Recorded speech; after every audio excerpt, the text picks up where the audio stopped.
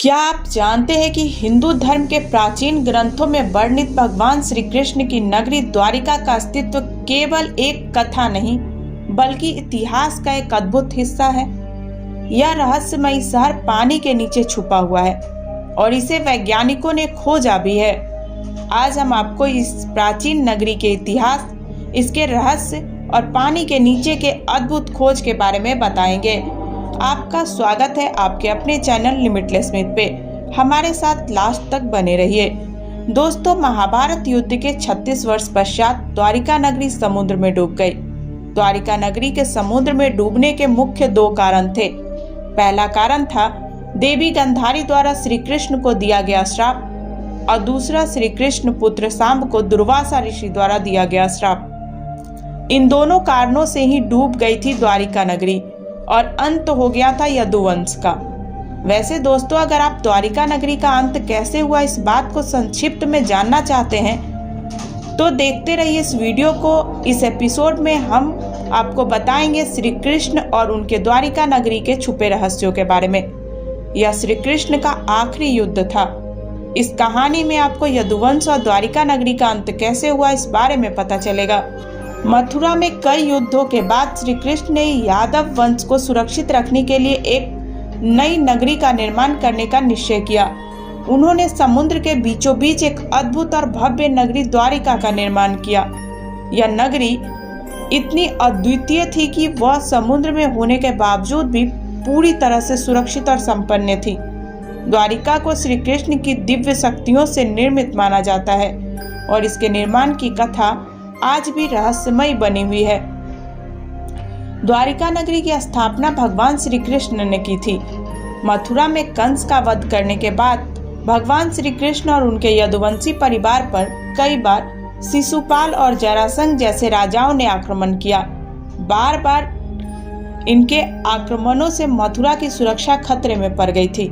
इसलिए भगवान श्री कृष्ण ने समुद्र के किनारे एक नई नगरी बसाने का निर्णय किया और उन्होंने भगवान विश्वकर्मा, जो कि देवताओं के शिल्पकार माने जाते हैं, उनसे निवेदन किया कि वह एक सुंदर और सुरक्षित नगरी का निर्माण करे।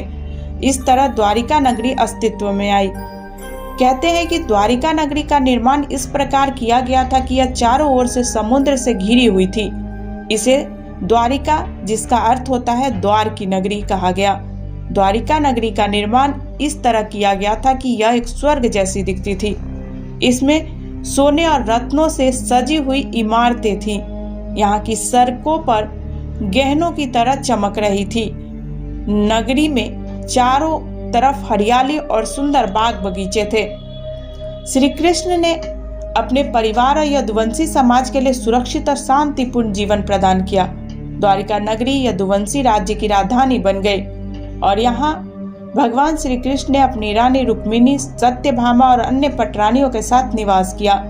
महाभारत युद्ध के बाद जब पांडवों ने हस्तिनापुर पर शासन करना शुरू किया, तब भी द्वारिका नगरी अपनी वैभव और संपन्नता में प्रख्यात रही। लेकिन भगवान श्री कृष्ण के धरती से प्रस्थान करने का समय आ गया था। महाभारत युद्ध के बाद 36 वर्षों तक द्वारिका नगरी सुरक्षित रही, लेकिन यदुवंशियों के बीच धीरे धीरे मतभेद और आपसी संघर्ष बढ़ने लगे। कहता है कि भगवान श्री कृष्ण का जब अंत काल आने लगा तो ऋषि दुर्वासा के श्राप के कारण यदुवंशियों के बीच भयावह संघर्ष होने लगा। इस संघर्ष में यदुवंशी आपस में लड़ते लड़ते समाप्त हो गए। भगवान श्री कृष्ण ने अपने सभी परिवार और यदुवंशी समाज के विनाश का यह मंजर अपनी आंखों से देखा और उन्होंने अंत समय में प्रभास क्षेत्र में एक पेड़ के नीचे विश्राम करते समय एक बहेलिये के तीर से अपने देह को त्याग दिया।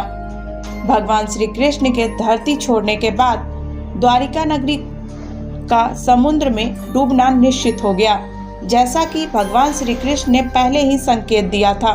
द्वारिका नगरी धीरे धीरे समुद्र के जल में समा गई। कहते हैं कि आज भी द्वारिका नगरी के अवशेष समुद्र के अंदर मिलते हैं, जो इस नगरी की समृद्धि और वैभव की कहानी सुनाते हैं। द्वारिका नगरी की स्थापना से लेकर उसके विनाश तक की कहानी यह दर्शाता है कि समय के साथ हर चीज बदलती है और कुछ भी अस्थायी नहीं होता। भगवान श्री कृष्ण के जीवन और उनके कार्यों ने द्वारिका को एक अमर नगर बना दिया, लेकिन समय के साथ उसकी समाप्ति भी अनिवार्य थी। द्वारिका का यह इतिहास हमें सिखाता है कि सृष्टि के नियमों के अनुसार हर चीज का एक निश्चित समय होता है। अगर संक्षेप में द्वारिका के डूबने के रहस्य को देखें तो प्राचीन काल में द्वारिका भगवान श्री कृष्ण का प्रिय नगर था, जो समुद्र के किनारे बसा हुआ था, और यह शहर समृद्धि, शांति और आस्था का प्रतीक था। लेकिन एक दिन जब कंस का वध हुआ और भगवान श्री कृष्ण ने द्वारिका में शांति की स्थापना की, तब एक भयंकर महासंकट आया। भगवान श्री कृष्ण की अनुपस्थिति में से प्रभावित होकर समुद्र ने द्वारिका को अपनी गहरी लहरों में समाहित कर लिया। समय बीतता गया और द्वारिका के अस्तित्व की यादें मात्र किंवदंतियों और पुरानी कथाओं तक सीमित हो गई। लेकिन सन 1980 में भारतीय जल सेना ने द्वारिका के किनारे समुद्र में कुछ अजीब संरचनाएं पाई। यह संरचनाएं इमारतों के अवशेष, सड़कें और मंदिरों के खंडहरों की तरह दिख रही थी। क्या ये वही द्वारिका है जो एक समय समुद्र में डूब गई थी? क्या यह सच है कि भगवान श्री कृष्ण का नगरी समुद्र की गहराई में अब भी मौजूद है?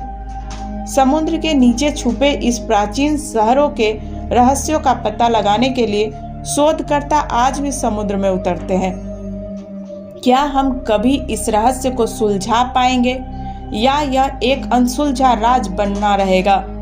द्वारिका का रहस्य आज भी दुनिया के सबसे अनुत्तरित सवालों में से एक है। दोस्तों, द्वारिका की यह कहानी हमें हमारे इतिहास और संस्कृति पर गर्व महसूस कराती है।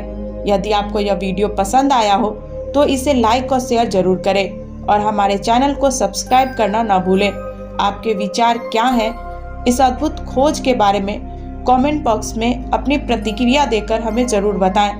अगली वीडियो को सुनने के लिए और यहाँ तक हमारे साथ बने रहने के लिए आपका बहुत बहुत धन्यवाद।